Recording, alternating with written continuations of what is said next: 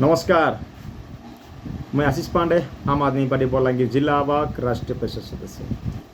बंधुगण, बर्तमान मैं मणिपुर विषय कहबी। मणिपुर घटना हाराहारी 3 मास पखापखि हो गला, किंतु वर्तमान पर्यंत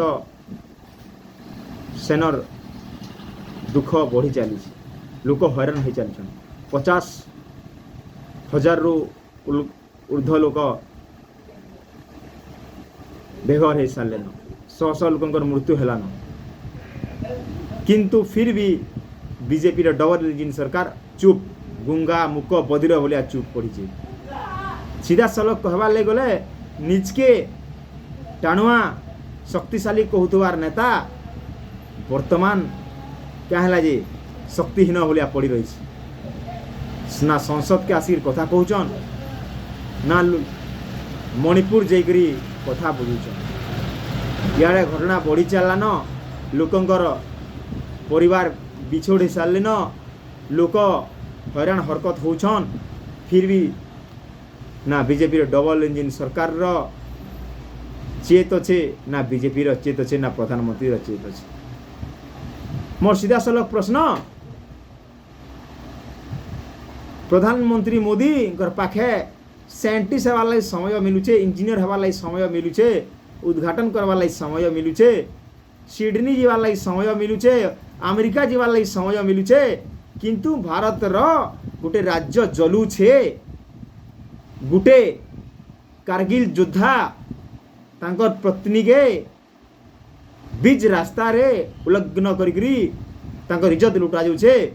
तार उपरे कहला जे नरेंद्र मोदी निजको शक्तिशाली कहूथबा, निजको बुद्धिमान कहूथबा, नरेंद्र मोदी शक्तिहीन मोदी वर्तमान क्या चुप पड़ी। देश प्रश्न पचार, इंडिया प्रश्न पचार। जे नेता शक्तिशाली से दुखरे लोक सामने ठिया है, जे घरे बसती से शक्तिशाली ने से जे प्रदेश रो समस्या समाधान करसी, जे समस्या के ठिया उठी से शक्तिशाली।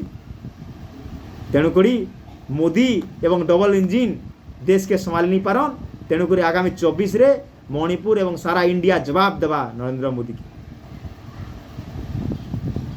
तांकर मंत्री मालमाल नेता मालमाल मंत्री इे दरदाम बढ़ी तार उपरे चिंता नहीं, इे मणिपुर जरूर चिंता नहीं।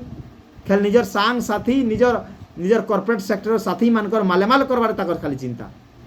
तेणुक इंडिया आम आदमी पार्टी चेतावनी दूचे, मणिपुर को शांति बहाल करा जो, नचेत मणिपुर एवं सारा इंडिया जवाब देवा।